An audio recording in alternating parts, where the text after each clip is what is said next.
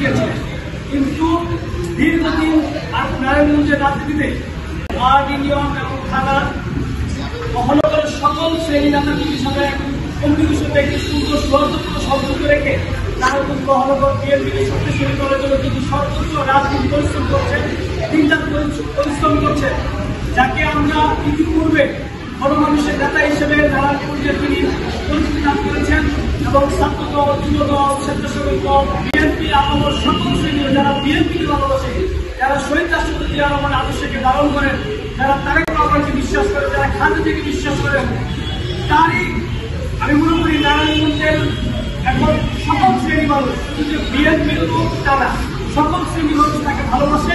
সেই অ্যাডভোকেট সাখাওয়াত হোসেন খান আমাদের মাঝে আজকে এই শহীদ রাষ্ট্রপতি জিয়া রহমান সাধারণ বার্ষিকী অনুষ্ঠানে উনি অংশগ্রহণ করেছেন। এই জন্য আমি আমার নারায়ণগঞ্জ জেলা যুব দলের পক্ষ থেকে এবং ছাত্র দলের পক্ষ থেকে শুভেচ্ছা জানাচ্ছি।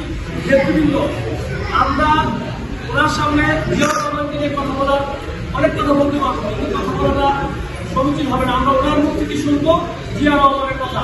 আমি ওনার একটি কথা বলে বক্তব্য শেষ করবো, সেগুলো হচ্ছে শহীদ রাষ্ট্রপতি জিয়া রহমান প্রত্যেকের ঘর থেকে ভালো মানুষ বের করে নিয়ে বাংলাদেশ জাতীয় দলের সদস্য বানিয়েছিলেন।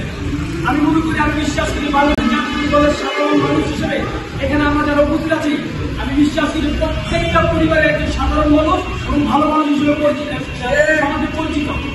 কারণ হচ্ছে যারা এই নারায়ণগঞ্জে আমরা বাস করি, আমরা কিন্তু সবাই চিনি।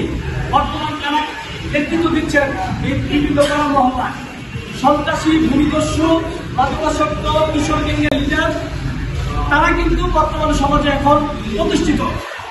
শুধুমাত্র কেন প্রতিষ্ঠিত? ভালো মানুষটা নেতৃত্বে না আসার কারণে আজকে